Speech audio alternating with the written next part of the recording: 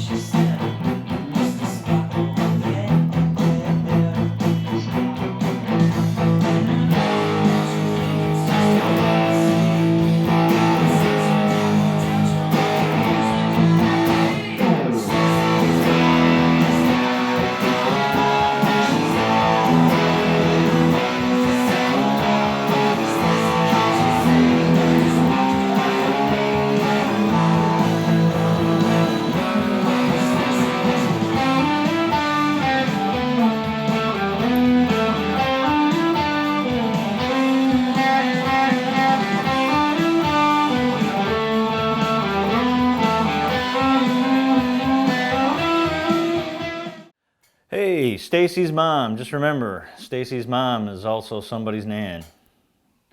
So, anyway, folks, welcome to yet another edition of the Mediocre Cover Band Guitar Guy. It's getting dark out, so maybe we should start calling it the creepy cover band guitar guy. Who knows? So, last lesson that I gave you fellers who are probably just starting a cover band or haven't really delved into the world of private gigs very much was on weddings and booking weddings. So this is part 2 of getting your private events. So like weddings, if you're looking for a band, there are places you can go, social media, word of mouth, places like that. Some people actually hijack the wedding page and get a recommendation. It always says not wedding related, but looking for a recommendation sort of stuff. Sometimes, and a lot of times, it comes from word of mouth. Such and such saw a band at a club, thought they were great, got a private event coming up like a Christmas party for work, conference or whatever, and want to hook a band and end up contacting you. So it's the same process. Bands usually have a Facebook page and a website page. Look them up, contact them. It's the same professionalism that you would use when booking a band for a wedding. It's just, it's a little bit different in terms of how big your venue is going to be. Like if you're playing in a conference, you're probably going to be playing in a big room for the most part. So Here's some things you need to know. You have to have equipment for the band. Most bands do not have the equipment to play in a large room.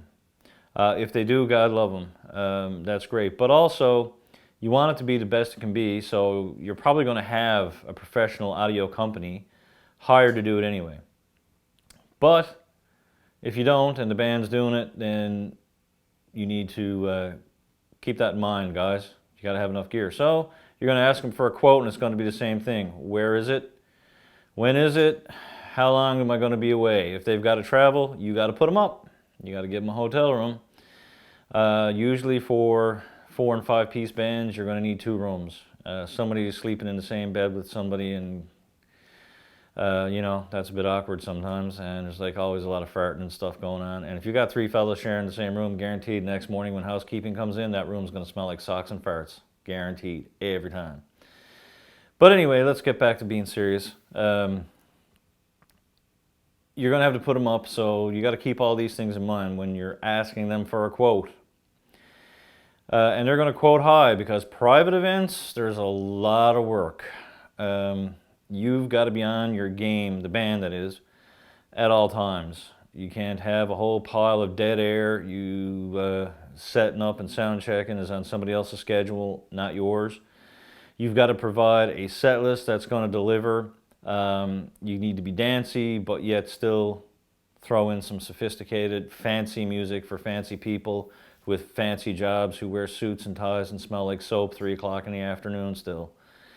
It's not like a normal kind of gig. Can't have any vulgarity. You can't get drunk on stage. So you need to keep that. You need to dress the part there too. Don't go in wearing your gym pants and odd socks and a pair of dirty old Reeboks. That's not gonna cut it, man. Because you're like a reflection of that event. Like every other vendor that's working that event, you're not a reflection of your band, you're a reflection of the event. Your name might get passed along by somebody, but usually when a conference is over or something like that, anything private that I've ever dealt with like that, is very, very seldom somebody right away comes up and goes, hey, who was that band? Usually you're part of a package deal, like the caterers who did the meals for the conference. If they had like a common area or a concession area where people sort of all ate and the meals were provided, you're no different than that. So if you want to stand out, be professional. Always have, and I'm going to do a promotional video later on, like on good ways to promote your band. Have some business cards. Everybody at a conference has a business card. You shouldn't be any different. Have a business card, because somebody may approach you and say, you know, what's your band's name? Because they don't care. They don't remember. They just know you're a band.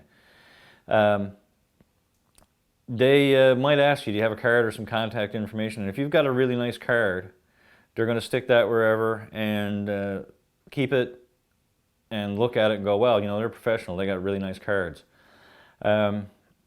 If you've got members in your band that have quit and there's a picture of the band on the card, make sure you like swap that shit out too, just for the new member, so they feel like they're included in the band. I'm just kidding. It's actually a professional thing to do as well, to update your information. Also, when you're quoting these things, guys, I'm going to tell you now, keep it sort of in the ballpark that everybody else is, because they're going to go with the lowest bid, just like anything, especially government stuff. They're trained to go with the lowest bid. So keep it in mind, if everybody else is quoting you $2,500, and I'm using that as a loose term again, not really, because that's usually what a lot of people do quote, actually. If somebody quotes $2,500 and then one band comes up and goes, well, we'll do it for $800, you're getting an $800 band, folks. Even if it's a 2-piece, even if it's Jim Bob and his computer and his Squire strap and he's wearing big white sneakers with the tongue sticking out of him when he plays. That's an $800 band. Sometimes cheaper is not always better. Remember that. So keep it good and professional. Keep it flowing. When you hire a band, get references from other people if you can. Like ask the band, what have you done? And should have included that in the wedding video as well. Get like some testimonial on the band's performance, on the band's behavior. Oh, the band were good, but the bass player sent out a bunch of dick pics after the show was over. man, that ain't gonna cut it, right? You're not getting any more gigs, especially if he's got a small dick. That's not gonna work. Get references, get the testimonial. That's golden, because if somebody else had you for their event and you went over well, you're getting to work. So keep it very professional, keep it very subtle, and if you're playing a conference or a Christmas party, it's not about you. It's about the event that's going on. So the more you enhance it and your set list reflects the activities that are going on, like if you're playing a Christmas gig at a company's Christmas party, you got to learn some Christmas shit and play it well, because people will remember that. They have fun. Like, everybody's having drinks and Christmas is coming. It's supposed to be the happiest time of the year, you know, and or you're just trying to have fun to forget about all the times the old man fell into the Christmas tree because he was 3 parts to the wind when he came home from his buddy's place on Christmas Eve. You got to play the Christmas songs to make everybody happy. Same thing, you know, if you're doing a serious, like if you're doing a conference, well, it's all serious, but if you're doing a conference, songs that have memorable courses, sing-along sort of stuff, where everybody can sing along and they know the song, you know, those are important things to remember as well, to elevate the event. You're not going to elevate your band because, like I said, once everybody goes back to the hotel room and passes out from a night of partying and being away from the wife and the kids, or the husband and the kids, or whatever situation they're in, they probably won't remember the next day that they even seen a band. So that's your job. Elevate the event and do your job. Be cordial with everybody. Once again, if somebody wants a request and you can do it, do it. Announce people's birthdays and things like that, same as if you're in the club or at a wedding or important things that are going on. Speak to the MC, because once as you take over and start playing, there might be announcements that need to be made, and keep clear communications open that way. Everybody likes somebody that's going to help them out, right? So if somebody needs to get their car off of the fire hydrant or something, then, you know, you might have to announce that shit too. Don't take it as a slap in the face. That's what you're there for. You got a microphone, remember that. And there are a lot of bands out there fighting for these gigs. And don't undersell yourself, okay? Don't offer to do something that's big with a company that has a huge budget. And if somebody asks you for a quote, there's nothing wrong with going back and saying, well, like, you know, instead of us doing this dance, what were you looking to spend? If they come back and say $500, then obviously they're an idiot and you don't want to play their event anyway. You know, they probably kick puppies. If they come back and say, well, I got a budget I'm working with, and like, I got $2,200 I can spend on a band, and you were willing to go to 25, then it's up to you to work. It's up to you to work with them anyway. If they're being honest about something and it's like some sort of a fundraising event that you are getting paid for, you know, and you want to help out and say, well, okay, we normally charge $2,500, you got 18, but you know what, we're willing to help out.